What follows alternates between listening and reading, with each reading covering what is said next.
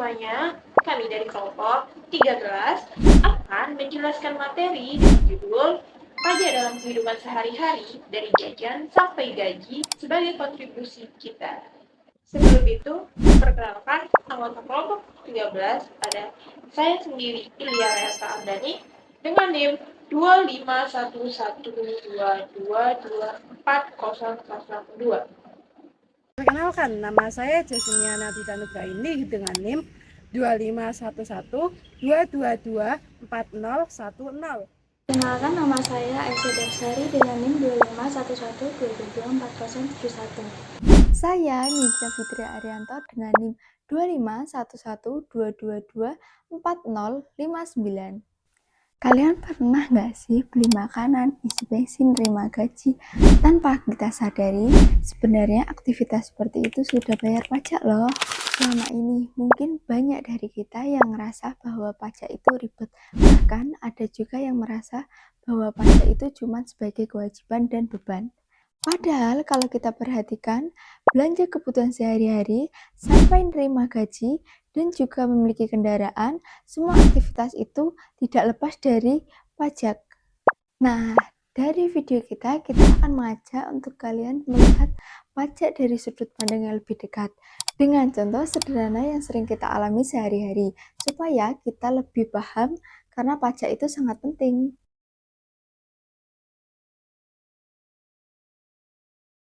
Sekarang kita mulai dari contoh yang paling dekat dengan kehidupan kita, yaitu saat berbelanja.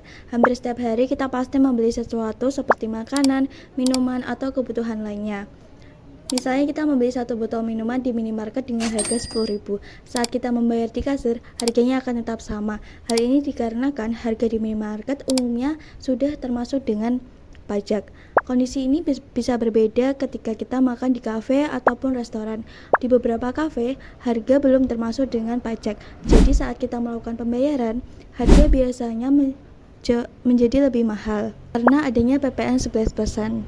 Nah, PPN sendiri adalah pajak pertumbuhan nilai, yaitu atas barang dan jasa yang kita konsumsi di dalam negeri. Hampir setiap barang dan jasa yang kita konsumsi itu dikenakan pajak. Jadi, setiap kali kita berbelanja itu sebenarnya kita sudah ikut membayar pajak. Meskipun nilainya kecil, jika dikumpulkan dari banyak transaksi, pajak menjadi sumber penerimaan negara yang terbesar. Pajak ini digunakan untuk membiayai fasilitas umum dan pelayanan masyarakat.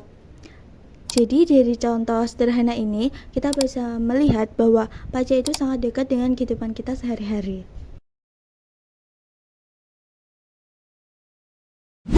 Setelah kita bahas pajak saat belanja, kita akan beralih ke pajak yang berkaitan langsung dengan penghasilan. Kalau kamu sudah bekerja atau menerima gaji, ada potongan yang dinamakan PPh 21 kan? Nah, PPh 21 adalah pajak yang dikenakan atas penghasilan yang berupa gaji, upah, honorarium, ataupun tunjangan. Potongan ini biasanya langsung dilakukan oleh perusahaan tempat di mana kita bekerja. Makanya, di slip gaji selalu ada keterangan potongan pajak. Dan besarnya PPh 21 tidak sama untuk setiap orang, karena disesuaikan dengan penghasilan atau ketentuan yang berlaku. Artinya, semakin besar penghasilan yang kita terima, akan semakin besar juga pajak yang harus dibayarkan.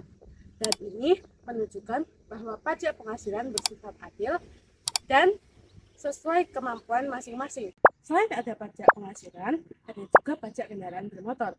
Pajak ini pastinya wajib dibayarkan oleh setiap pemilik kendaraan pada setiap tahunnya, baik itu kendaraan bermotor maupun mobil.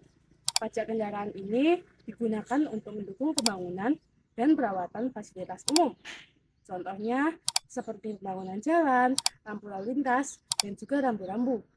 Pajak kendaraan ini juga berperan dalam meningkatkan keselamatan dan kenyamanan para pengguna jalan. Jadi, pajak penghasilan dan pajak kendaraan sama-sama berperan penting dalam mendukung pembangunan dan pelayanan publik. Sekarang, mari kita lihat contoh sederhana dari pajak penghasilan. Misalnya, seseorang memiliki gaji sebesar 5 juta rupiah per bulan. Dan setelah dihitung sesuai ketentuan, terdapat potongan PPh 21. Misalnya, potongan pajaknya sebesar 50.000 per bulan. Artinya, gaji bersih yang akan diterima adalah 5 juta rupiah dikurangi 50.000 rupiah sama dengan 4.950.000 rupiah. Dan potongan inilah yang nantinya akan disetorkan sebagai pajak kepada negara.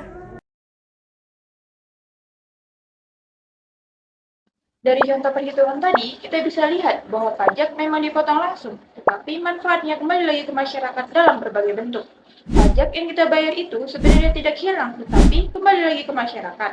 Dana pajak yang terkumpul digunakan oleh pemerintah untuk membiayai berbagai kebutuhan publik. Contohnya, di bidang pendidikan, sekolah-sekolah negeri, fasilitas pendidikan, hingga bantuan pendidikan dibiayai dari pajak. Di bidang kesehatan, pajak digunakan untuk pembangunan dan operasional rumah sakit, puskesmas, serta layanan kesehatan masyarakat. Pajak juga digunakan untuk membangun dan memperbaiki jalan raya, jembatan, serta sarana transportasi umum.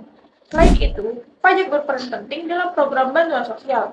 Bantuan sosial diberikan kepada masyarakat yang membutuhkan agar kesejahteraan bisa dirasakan secara merata. Dengan adanya pajak, pemerintah dapat menjalankan fungsi pelayanan kepada masyarakat. Karena itu, pajak menjadi salah satu pilar utama dalam pembangunan nasional. Semakin baik kesadaran dan kepatuhan masyarakat dalam membayar pajak, semakin besar pula manfaat yang bisa dirasakan bersama. Jadi, membayar pajak berarti ikut berkontribusi dalam membangun masa depan bangsa. Dari pembahasan tadi dalam aktivitas sehari-hari, mulai dari belanja kecil, bekerja, dan memiliki kendaraan, setiap pajak memiliki peran penting untuk mendukung infrastruktur dan pelayanan publik. Manfaat yang kita rasakan secara langsung mulai dari pendidikan, kesehatan, dan bantuan sosial. Jadi, pajak itu bukan beban, melainkan bentuk kontribusi kita untuk membangun negara. Yuk tingkatkan kesadaran pajak dan kepatuhan pajak demi Indonesia yang lebih maju dan sejahtera.